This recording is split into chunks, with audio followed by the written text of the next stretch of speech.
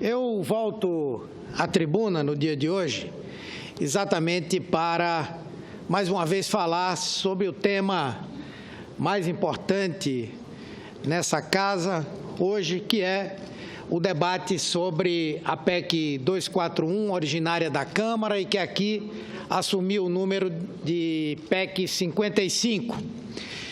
E eu começo dizendo que essa proposta de emenda constitucional significa o fim do pacto produzido pela Constituinte de 1988. Aquela Constituinte gerou uma Carta Magna que garantiu direitos importantes à população brasileira, especialmente na área social, e que, ao longo dos últimos governos, vem sendo progressivamente implementada, inclusive em áreas-chave, como a educação e como a saúde. Essa proposta que aqui está, a PEC 55, na verdade representa o rompimento daquele pacto. Porque, em primeiro lugar, significa o rompimento, a violação do voto direto da população brasileira e da soberania popular, quando estabelece que dentro dos próximos 20 anos nós só teremos a possibilidade de executar o nosso orçamento corrigindo apenas pela inflação do ano anterior. Significa congelar as despesas, os gastos públicos, e qualquer que seja o presidente da República nos próximos 20 anos, ele estará com as suas mãos atadas para poder aplicar uma política econômica diferente dessa que está sendo aplicada agora pelo governo golpista de Michel Temer.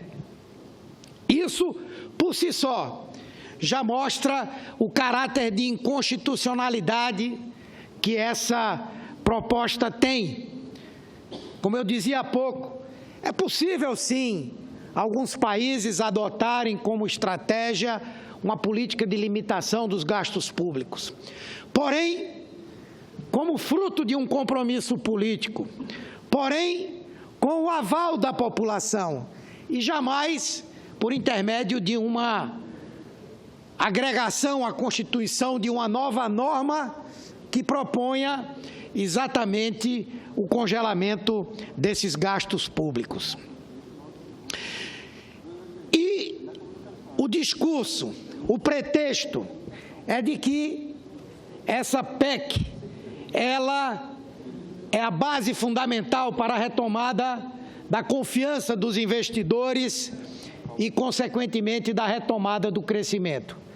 Não há mentira maior do que essa, porque, na verdade, não há, na história econômica do nosso país, períodos de crescimento sustentado em que o Estado não tenha exercido um papel e uma função importante, em que o investimento público não tenha sido o grande alavancador do crescimento econômico, e em que os gastos públicos, especialmente os gastos sociais, com a capacidade que tem de distribuir riqueza, também tenham tido um papel fundamental. Imaginar que nós vamos ter, a partir de agora, o investidor privado aplicando seus recursos sem que o Estado exerça um papel fundamental é um grande equívoco. E nós sabemos que quando se fala em limitação de gastos, em restrição da aplicação de recursos públicos, o que, em primeiro lugar, perde a condição de prioridade é exatamente o investimento público. E, logo em seguida, os gastos públicos. Por essa razão, de nenhuma forma, essa proposta de emenda constitucional será o caminho adequado para retomarmos a confiança e também para retomarmos o crescimento econômico. Ao contrário, se dela depender, nós vamos ter o aprofundamento da recessão econômica, do desemprego e da retração da atividade econômica no nosso país. Essa PEC, ela peca, e aí até um trocadilho, ela peca exatamente porque tem uma compreensão do que é equilíbrio fiscal e ajuste fiscal como se fosse uma coisa determinada por uma única perna, a do gasto. Qualquer pessoa, quando pretende equilibrar as suas contas, leva em consideração dois aspectos: a receita, os ganhos, a sua renda que pode crescer, procura um emprego melhor, coloca alguém que não trabalhava na casa para trabalhar, faz um bico e mexe também nos seus gastos. A lógica desse governo é exatamente oposta. Se pensa um ajuste apenas pelo lado do gasto e não pelo lado do crescimento da receita. E mesmo que essa receita, se milagrosamente venha a crescer, esses novos recursos não serão utilizados nos gastos públicos e, consequentemente, não serão utilizados para animar a economia brasileira. Poderíamos discutir, certamente, o aumento da receita pela mudança do caráter regressivo que os impostos têm no nosso país. Poderíamos fazer com que aqueles que ganham mais, que têm renda maior, que auferem dividendos por conta dos lucros que obtêm, pudessem dar uma contribuição efetiva para esse ajuste. Mas, na prática, o peso do ajuste está caindo totalmente sobre as costas do trabalhador, do povo pobre desse país, dos nordestinos, daqueles que ao longo de 500 anos da história desse país tiveram poucos momentos em que foram vistos como integrantes de uma cidadania nesse país, especialmente nos governos de Dilma e de Lula. Poderíamos reduzir sensivelmente as desonerações, os incentivos fiscais, como ontem falou aqui a senadora Cátia Abreu, e com isso, pelo menos dividir um pouco o peso do custo desse ajuste para a população brasileira, em particular os mais pobres. Portanto, nós entendemos que essa PEC vai produzir muito mais mal do que bem. E hoje nós vimos, inclusive, o relator da PEC, o senador Eunício Oliveira, na Comissão de Constituição e Justiça, afirmar que, na verdade, ao contrário de haver perda para áreas como saúde, educação, vai haver crescimento de receitas. E aí utiliza o espaço da saúde para defender esse seu ponto de vista. E, mais uma vez, nós temos que dizer que ele estava sofismando. Por quê?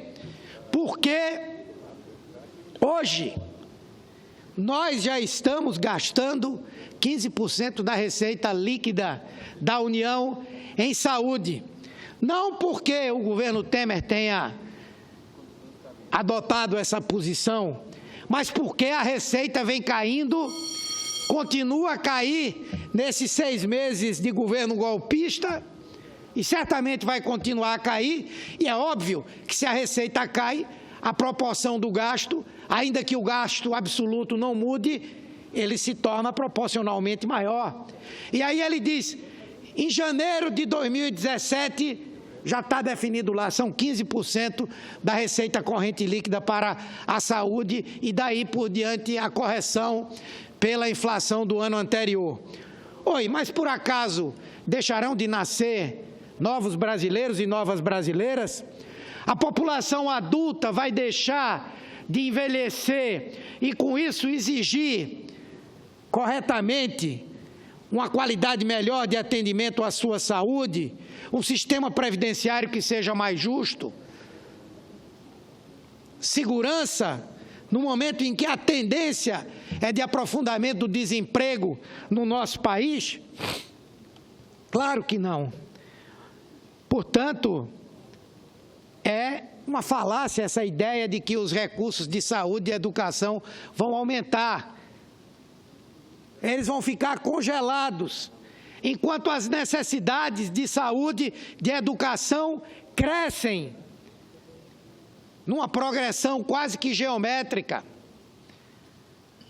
As novas conquistas tecnológicas no diagnóstico, no tratamento de doenças, de imediato sofrem uma pressão para que sejam incorporadas pelo Sistema Único de Saúde. E terão que ser. E como um orçamento congelado vai dar conta de trazer essas ações para o espectro de atuação do Sistema Único de Saúde? Portanto, nós não somente fazemos essa crítica firme, dura, mas, ao mesmo tempo, apresentamos uma proposta. Diferentemente do que a oposição fazia durante os governos Lula e Dilma, nós apresentamos uma proposta por intermédio de um substitutivo a essa PEC 55, em que nós colocamos claramente que a cobrança de impostos, contribuições no Brasil tem que parar de ser regressiva, que quem ganha mais tem que pagar mais, e por isso nós temos que tributar os dividendos dos lucros obtidos por aqueles que são investidores. Por isso nós temos que fazer uma reforma no nosso sistema tributário. Por isso nós temos que garantir com que o Banco Central, ao invés de ser independente, como muitos dizem, seja um Banco Central que tenha um mandato não somente para estabelecer o controle sobre a inflação, mas também para ter como referência a questão do emprego, assim como acontece nos Estados Unidos, e aqui há tantos fãs da condução política e econômica que os americanos dão ao seu país. Portanto, eu quero aqui dizer que nós vamos lutar incansavelmente pela rejeição dessa matéria.